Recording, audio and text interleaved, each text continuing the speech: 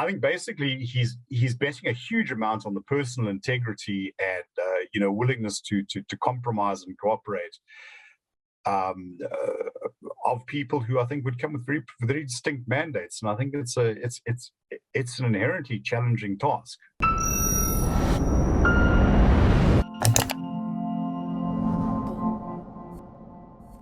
Mmusi Maimane has started a new political party. Build One South Africa, or BOSA, is the newest in a very crowded field of political parties. Can it succeed?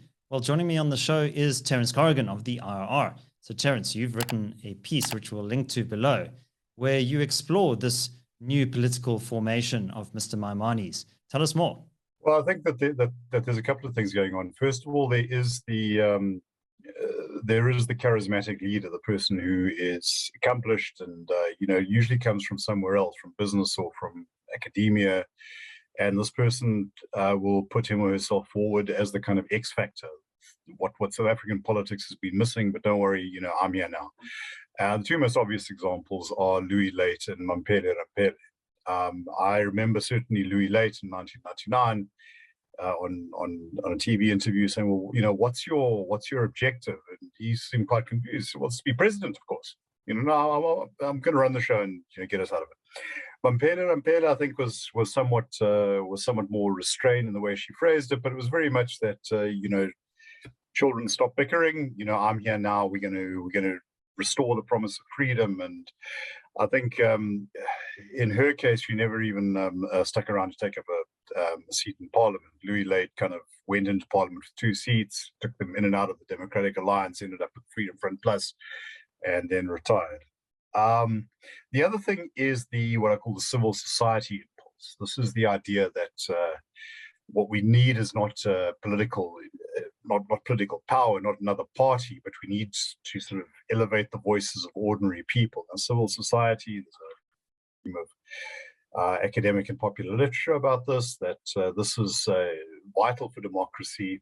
It also kind of allows people who may have stuck their toes in the political waters to try and reinvent themselves as elder statesmen. We are less about the fray of everyday politics than we are about taking things back to the people. And then I think there's a third thing. It's what I think you can describe as the non-political party. It's somewhere between the two. These are people who claim to be standing up for to give a political voice in what is effectively a non-political tone. And I think that the thing that always strikes me is how many of these small parties we've had that have put the word independence in their name.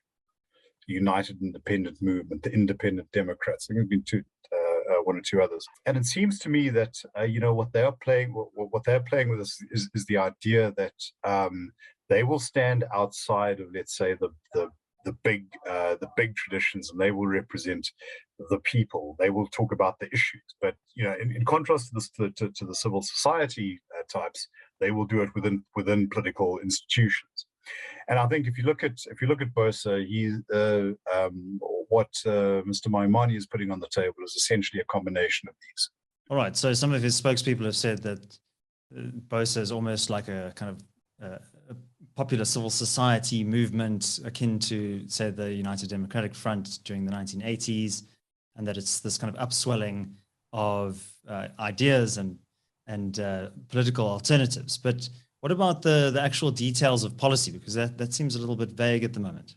Well, I think the thing to remember about the United Democratic Front, yes, they did assemble sports groups and church groups and whatever, but they all came under the umbrella, which was effectively the ANC. Although for internal consumption, I think that their big document was the Freedom Charter. You kind of had to be on board with that. And the UDF was also formed very, very specifically to oppose the 1983 Constitution. So it had a direct political agenda. And later it came to operate very much as an ANC proxy, sometimes more openly, sometimes more subtly. But yeah, the idea that it was a it was a civil society movement, I think lacks credibility. Details of well, that's the issue. Mr. Maimane has said, well, they're going to have these common values and they're going to have a common vision, but he hasn't precisely spelled out what it is. He's mentioned Ubuntu and non-racialism, but it's been pointed out, well, non-racialism can take in a variety of forms. You can say, well, you want to get rid of, all race-coded legislation. CBS McKaiser put that term, or, are you into the kind of anti-racism, everything must be color-coded?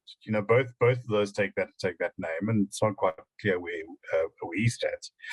Yeah, we need better education. Well, what do you mean there? Are we talking inspectors back in schools? Are we talking school vouchers? But more problematically for me is that the whole model seems to be that they will find these organic community leaders with particular constituencies, which would seem to me many of these will be localized, regionalized organizations, and these people can then come in with their basket of concerns, stand on the same list, and then presumably do their own thing once they get to Parliament.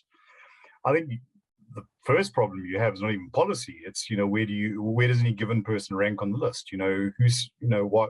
Why should my civic from Diepsloot rank, at number 3 and my farmer from Polokwane rank at number 17, or the other way around?